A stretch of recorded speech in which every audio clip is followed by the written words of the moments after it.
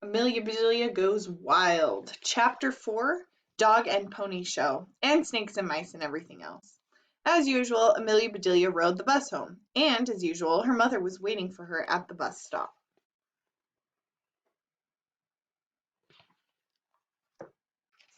Mom, said Amelia Bedelia, do we have lots of bananas? Like maybe a ton of bananas? Of course, sweetie, said her mother. They're good. They're your favorite. Good, because we might need them. As they walked home, Amelia Bedelia explained to her mother that right at that moment, almost her entire class was asking permission to come over to Amelia Bedelia's house to work on a science project. Is it okay, she asked, please? We'll stay in the yard and won't mess anything up. Sounds like a big idea to me, said Amelia Bedelia's mother. I'll make some calls. I bet we can make it work. She set two large bunches of bananas on the kitchen table. Here you go. Thanks, Mom. Amelia Bedelia gave her mother a big hug, grabbed the bananas, and hid it outside with a notebook and a pencil. She put the bananas on the patio table and drew a map of her backyard. She labeled it My Backyard, BZ, before zoo. This map showed her what she had to work with and how to put things back where they belonged. When her project was over, she even made a key. Once Amelia Bedelia figured out what she wanted, she would make another drawing called My Backyard, AZ, after zoo.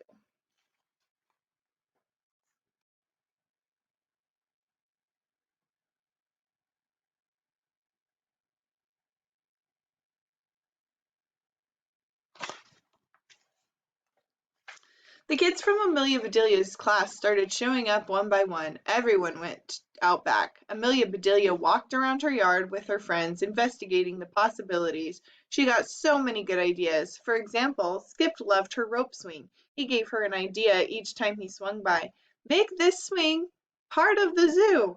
You swing into the zoo like an explorer. There should be water, a pool of water. You have to swing over to get into the zoo. Amelia Bedelia wrote everything down in her notebook. I've got a wading pool, she said. I'll fill it up and put it underneath the swing. Perfect, said Skip. Then he yelled like an ape man. Ah! Amelia Bedelia's mother ran outside carrying a first aid kit. Who got hurt? Where's the patient? Skip was embarrassed to say that he was just yelling for fun. Amelia Bedelia was embarrassed that her mother was acting like she worked in the emergency room. Mom, she said, no one is hurt and no one is going to get hurt.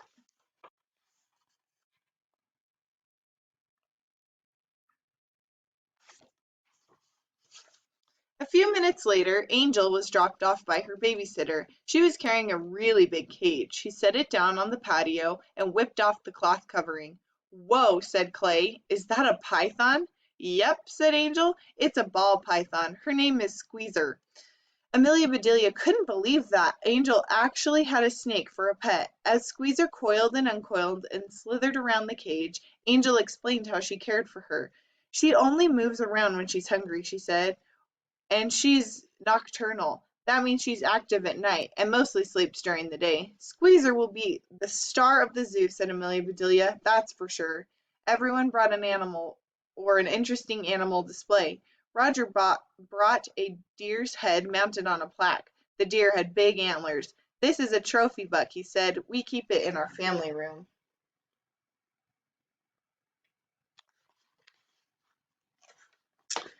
"Where's the rest of it?" asked Amelia Bedelia. "We ate it," said Roger. Amelia Bedelia didn't know what to say about that, but she knew that Roger's dad probably wouldn't be thrilled to have his prize deer displayed in a backyard zoo. She told Rogers that live animals were more exciting than parts of dead ones, so he went home to find something else. Penny arrived wearing a white mouse on her shoulder. "Meet Oswald," she said. He'd love to be in your zoo." Oswald was the cutest mouse Amelia Bedelia had ever seen. His tiny ears were adorable, and his eyes were sparkly brown.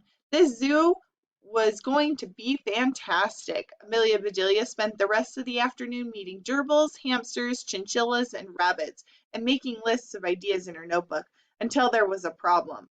A long, slithering problem. "Where's Oswald? Oswald?" yelled Penny. "My mouse is missing. Oswald! Oswald! Oswald!" Everyone searched the yard for Oswald.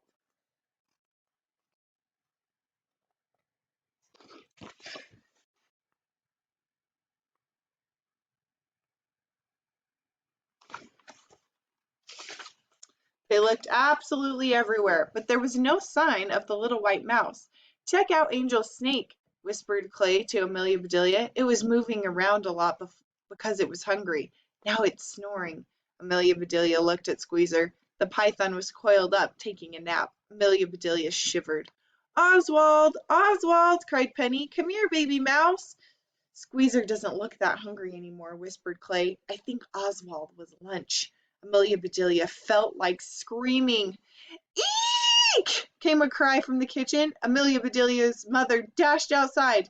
"Never mind," said Clay. "I think we found Oswald."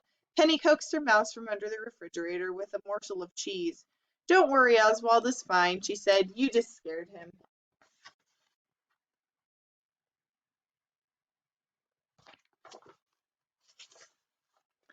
"What a relief," said Amelia Bedelia's mother, though she didn't sound relieved. She was staring straight at Amelia Bedelia, who knew that she would hear about this after her friends left. That night, Amelia Bedelia was sent to bed early. She wasn't being punished. Her mother just wanted to make sure her bug didn't come back. Amelia Bedelia perched her new plush monkey on the windowsill so it could look out at the backyard zoo. She imagined all the fantastic displays and games she would create. She fell asleep dreaming about how great her zoo was going to be.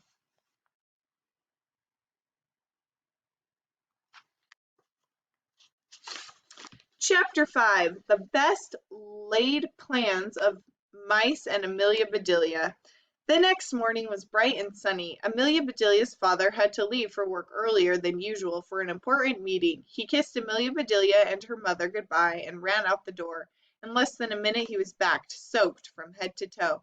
"Did you forget your umbrella?" asked Amelia Bedelia. "It's sunny. I don't need an umbrella," said her father, fumbling. "I need answers. Who left a pile of banana peels in front of the door to the garage?" Amelia Bedelia's mother looked right at her.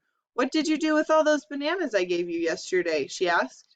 "Nothing," said Amelia Bedelia. I was going to show my friends how a monkey peels a banana, but we ran out of time. I left the bananas on the patio table. Sorry." "Well, someone ate them," said her father. "I slipped on those peels and went flying."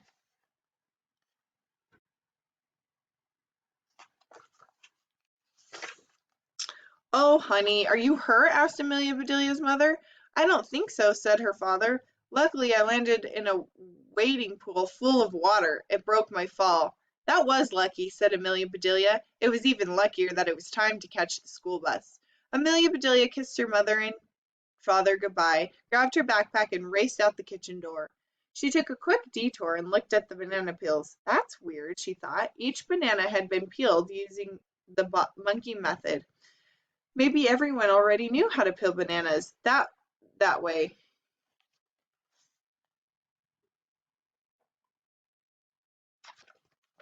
On the bus ride to school, Amelia Bedelia sat by her friend Joy, making plans for her zoo. "I like big cats the best," said Joy. "Where are we going to find a lion, tiger, or leopard?" An older boy leaned over the seat behind him. "My aunt's got a really big cat," he says. "He's got tiger stripes and weighs more than 37 pounds." "That's not big enough," said Amelia Bedelia. "That's enormous." "Yep," said the boy. "He just sits around all day except when he waddles over to his bowl to eat." Mrs. Shuck kept her students busy, and she kept a close eye on their work. In fact, when she taught them how animals use signals to warn each other of danger, the class took that lesson to heart. During recess, some kids figured out a way to signal everyone when the hawk was watching. It was a matter of survival. "We need a warning signal," said Wade. "But it can't be too obvious, or she'll catch on," said Holly. "Well," said Teddy, we can't slap tails on the water like a beaver. When a coyote comes near, whistle like a prairie dog when hawks is overhead. Beep, beep, beep when a truck backing up to the cafeteria to make a delivery. They all looked at one another and got the same idea at exactly the same time. Whoever spotted the hawk closing in would say beep as loud as they dared. When recess was over, Mrs. Shuck asked the class had the class take out their animal journals. She described different animal habitats, from rainforests to wetlands to grasslands and deserts. Amelia Bedelia tried to pay attention, but she was more interested in working on the map of her backyard, AZ, after zoo. It didn't take Mrs. Shuck long to catch her drawing instead of taking notes. Joy whispered, "Beep," but it was too late. "Amelia Bedelia," warned Mrs. Shuck, "I know it's fun, but you'd be better off learning about real animals in the real world instead of thinking about a zoo in your backyard. That's pie in the sky."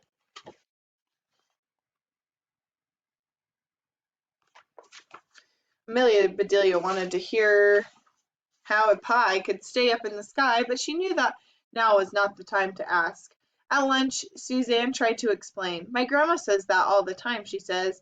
"It's a way of saying you're daydreaming. She meant that your zoo isn't going to happen." Uh, but what does a pie in the sky have to do with animals in my backyard?" asked Amelia Bedelia.